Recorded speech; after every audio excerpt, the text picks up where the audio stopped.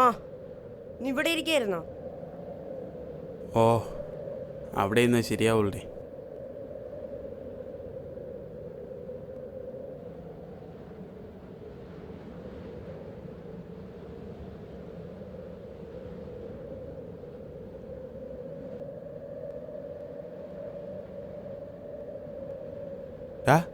അച്ഛ എവിടെയാടാ?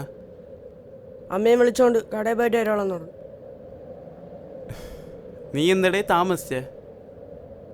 അമ്മ പരിശോധിച്ചാലേ വരാൻ പറ്റുമോ? നീ എപ്പോഴും വന്ന്? ഞാൻ 1 മണിക്കൂർ മുമ്പ് എത്തി. അച്ഛനൊന്നും പറഞ്ഞില്ലേടായി? വന്നിട്ടെല്ലാം പറയാന്ന് പറഞ്ഞു. അല്ലെങ്കിൽ എന്നോടെന്തിനി? എല്ലാം നിന്നോടല്ലേ ഒന്ന് പറയണ. നീ കുഞ്ഞല്ലടാ. വാ വാ പോടേ.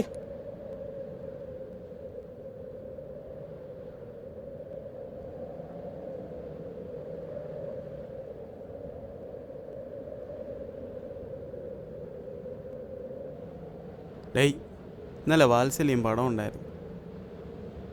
എൻ്റെ കണ്ണ് നിറഞ്ഞുപോയി. പറയും പോലെ നിന്നെ അവിടെയൊന്നും കണ്ടില്ലല്ലേ? ഞാൻ ട്യൂഷൻ ക്ലാസ്സിലായിരുന്നു. ഓ, എക്സ്ട്രാ ക്ലാസ് വിത്ത് അർച്ചന. ഇനിയിപ്പോൾ ഡെയിലി കാണാമല്ലേ? കണ്ടാലും അല്ലേ. നീ എന്തിനിപ്പോൾ സിനിമയെക്കുറിച്ച് പറഞ്ഞേ? അമ്മൂമ്മയുടെ വീട് ഓർമ്മ വന്നടാ. എന്ത് രസമായിരുന്നു. സിനിമ അടിച്ചാൽ നമ്മുടെ പഴയ ആൽബം എടുത്തു. നീ ഇല്ല അതിൽ. അമ്മാമ്മനെ എടുത്തുകൊണ്ടിരിക്കുന്ന ഫോട്ടോ, നമ്മുടെ അമ്മ. അന്ന് അമ്മയും നല്ല ഭംഗിയായിരുന്നു. നീ ജനിച്ചോടെ അമ്മയും കിടപ്പിലായി.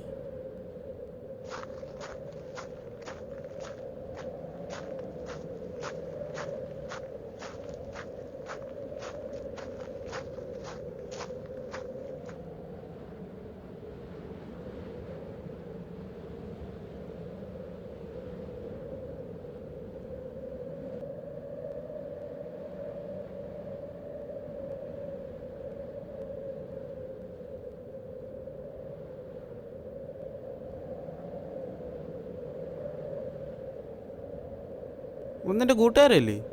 ഇത്ര ദേഷ്യം എന്തിരി? അത് കാണും. അവനോട് പറയതല്ലേ വന്ന. പിന്നെയാണെങ്കിൽ സ്കൂളും ഇല്ല. ഡാ, അച്ഛൻ എന്തിനാ അങ്ങനെ ചെയ്തേ? അമ്മ കിടപ്പിലായില്ലേടാ.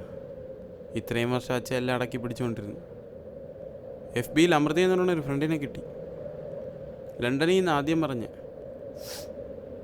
കുറച്ച് ദിവസം അച്ഛൻ നല്ല ഹാപ്പി ആയിരുന്നില്ലേ? അച്ഛൻ പ്രേമത്തിലായിരുന്നടാ. ഇതൊന്നും അമ്മയ്ക്കറിയില്ല.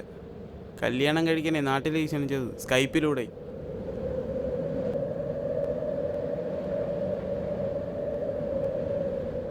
അവൾ ഈ മാസം തന്നെ വരുമെന്ന് പറഞ്ഞു. അപ്പോഴാണ് ഏതോ കേസിൽപ്പെട്ടവളുടെ പാസ്പോർട്ട് പിടിച്ചു വെച്ചിരിക്കണം. 8 ലക്ഷം വേണോ തിരിച്ചെടുക്കാൻ. ഇത് കേട്ടത് നമ്മുടെ കാമുകൻ കടവിറ്റ് കാശ് അയച്ചു കൊടുത്തു. എല്ലാം കഴിഞ്ഞിട്ടും അവൾ വന്നില്ല. എന്നാൽ സ്കൈപ്പിൽ വരുന്നുമുണ്ട്. ഡൗട്ട് അടിച്ച അച്ഛൻ ഉടക്കുണ്ടാക്കിയപ്പോഴല്ലേ അവള് ഇവർ തമ്മിലുള്ള ലീലാവിലാസങ്ങളെ നെറ്റിൽ അപ്ലോഡ് ചെയ്യുന്നു. ചെയ്യാതിരിക്കാൻ കാശ് വേണമെന്ന്. അച്ഛൻ പറ്റില്ല എന്ന് പറഞ്ഞപ്പോൾ അവൾ അപ്പം തന്നെ അപ്ലോഡ് ചെയ്തു. മൂഞ്ചിക്കൊണ്ടെങ്കിൽ നമുക്ക് ചേർത്ത് വിഷവും തന്നു.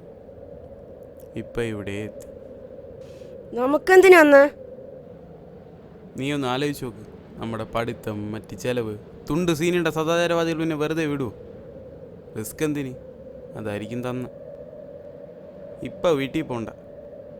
ചത്ത് കിടക്കണമുള്ള ബോഡി എന്താ ശരിയാവൂല. ആവശ്യമില്ലാത്ത സംസാരം കേൾക്കണം. നമുക്ക് സ്കൂളിൽ പോവാം. അവിടെ ആരും കാണില്ല. അതിനുശേഷം അവളെയും കാണാൻ പോവാം. അപ്പം എവനെ പാവം, അവിടെ ഒന്നും എൻ്റെ ബോഡി കണ്ട കരഞ്ഞ് ചവന്നിരച്ച് വന്നാവും. അവൻ്റെ പോക്കറ്റിരിക്കുന്ന പേന ഞാൻ സാറിനെ മേശന്ന് അടിച്ചു വരി കൊടുത്ത. എന്നാ വാ പോവാം. ചിറകറ്റു വീഴുന്നു താരം, ചിതകൂട്ടി നിൽക്കുന്നു കാലം. വരികില്ല നീ ഇരുൾ കയമായി, നീ ഇന്നു ശവദാഹമാണൻ മനസ്സിൽ. വരികില്ലെന്നറിയാമെന്നായിട്ടും വാനം നിൻ വരവും പ്രതീക്ഷിച്ചിരുന്നു. ചിരകാലമങ്ങനെ ചിതൽ നിന്നു പോയിട്ടും ചിലതുണ്ടു ചിതയിന്മേൽ വയ്ക്കാം.